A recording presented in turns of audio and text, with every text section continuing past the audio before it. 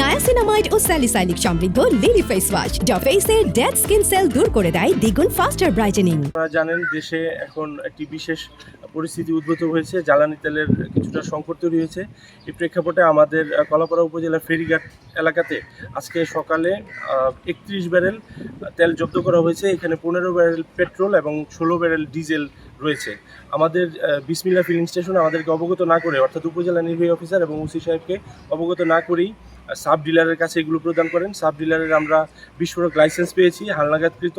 তবে যেহেতু আমাদের পেট্রোল পাম্পটি ভোক্তা অধিকার সংরক্ষণ আইন 2009-এর 45 ধারা অনুসারে যথাযথভাবে এটি বিতরণ করেনি, তাই তাদেরকে আমরা জরিমানার আওতায় নিয়ে এসেছি। তাদেরকে 20,000 টাকা জরিমানা করেছি, অনাদায়ে 1 মাস বিনাশ্রম কারাদণ্ড প্রদান করেছি।